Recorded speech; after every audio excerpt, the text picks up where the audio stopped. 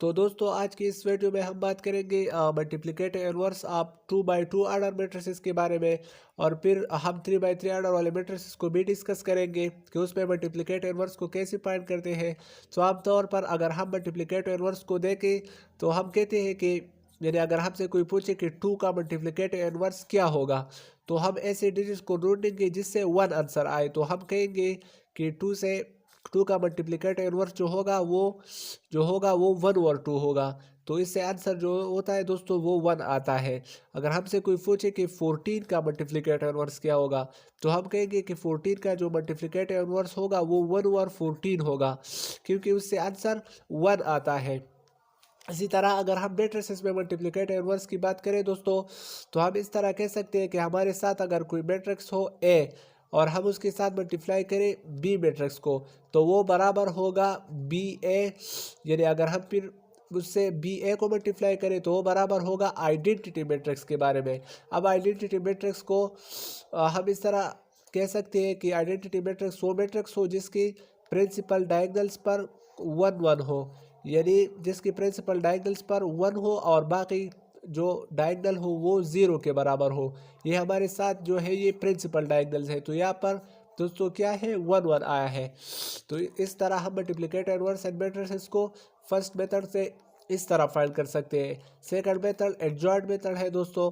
तो उससे हम फाइंड कर सकते हैं कि मिसाल के तौर पर अगर ये ए मैट्रिक्स हो तो ए मैट्रिक्स का मल्टीप्लिकेटिव इनवर्स जो होगा वो बराबर होगा, यानी A inverse is equal to 1 divided by A determinant.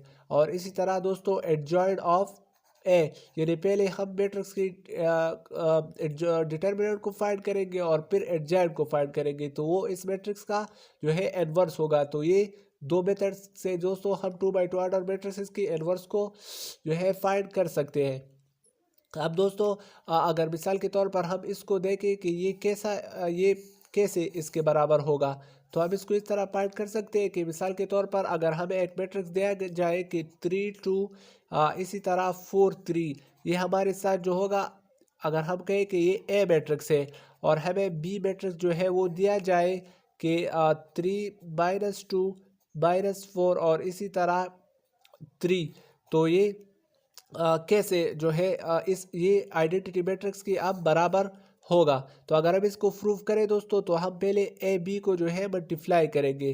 तो अगर हम ए बी को मल्टीप्लाई करें तो हम इस तरह कह सकते हैं कि 3 2 4 को हम जो है वो लिखेंगे, फिर हम बी मैट्रिक्स को लिखेंगे। तो 3 -2 -4 और 3।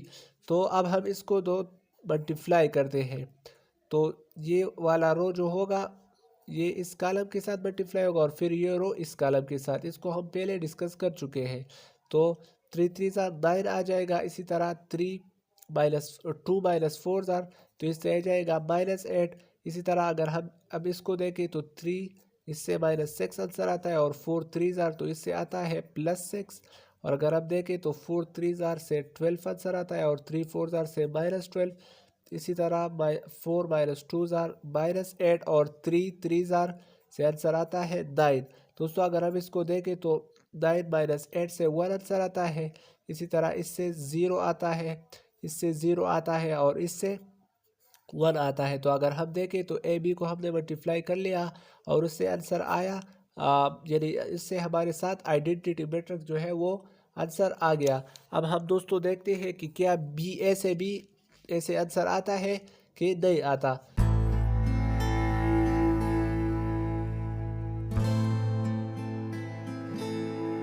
तो बी ए को हम इस तरह फाइंड कर सकते हैं दोस्तों कि बी ए, तो हमारे साथ जो बी मैट्रिक्स है वो है 3 -2, इसी तरह -4 3 और ए मैट्रिक्स जो हमारे साथ है वो है 3 2 4 और 3। तो इसको हम जो है अब फाइंड करते हैं कि बी ए आइडेंटिटी मैट्रिक्स के बराबर है कि नहीं है। तो दोस्तों अगर इसको हम अब मल्टीप्लाई करें तो ये रो 3 3 तो इससे आज 9 आता है। इस तरह -2 मल्टीप्लाई हो जाएगा 4 के साथ तो -8। इसी तरह 3 2 से 6 आंसर आता है और 2 -3 से आंसर आता है -6। इसी तरह 4 3 जार से दोस्तों आंसर आता है -12 और इसी तरह 3 4 जार +12, इसी तरह 4 -4 2 जार -8 और 3 3 जार से आंसर आता है +9।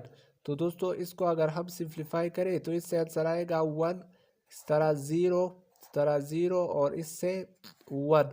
तो अगर हम देखें तो पहले दोस्तों यहाँ पर पहले हमने ए बी को मल्टीप्लाई कर लिया तो इससे आंसर आ गया आइडेंटिटी मैट्रिक्स।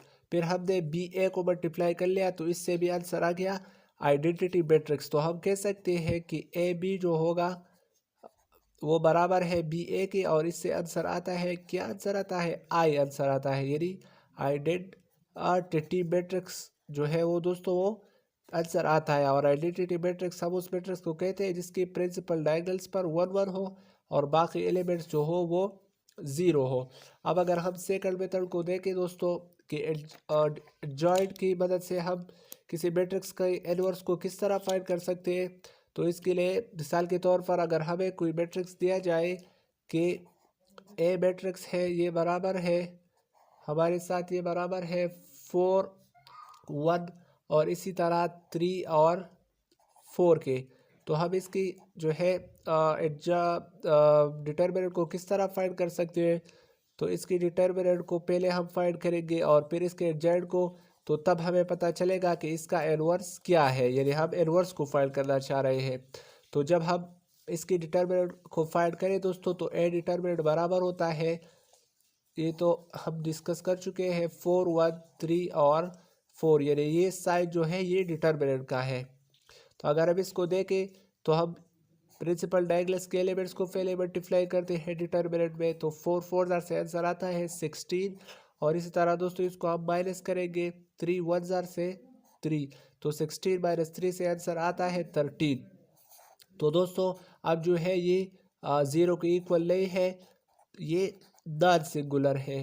तो जब ये नॉन सिंगुलर होगा तो इसका जो इनवर्स होगा वो एग्जिस्ट होगा। अब दोस्तों अगर मिसाल के तौर पर कोई ऐसा मैट्रिक्स हो जिसके डिटर्मिनेंट को हम फाइंड करें और उससे जवाब 0 आए, तो फिर उसका इनवर्स जो है वो हम फाइंड नहीं कर सकते, फिर उसको हम कहेंगे कि therefore this matrix inverse is not possible.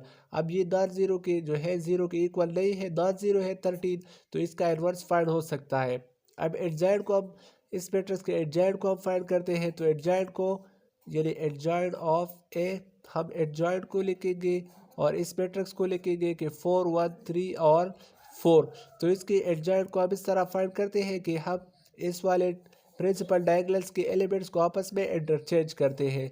तो ये तो अब 4 है, ये तो सेम एलिमेंट्स है, तो ये 4 ऊपर आ गया और ये 4 नीचे, और इस डायगोनल के जो एलिमेंट्स हैं यानी 3 और 1, इसकी साइन को चेंज करते हैं, तो ये -1 हो जाएगा और ये +3 है तो ये -3 हो जाएगा।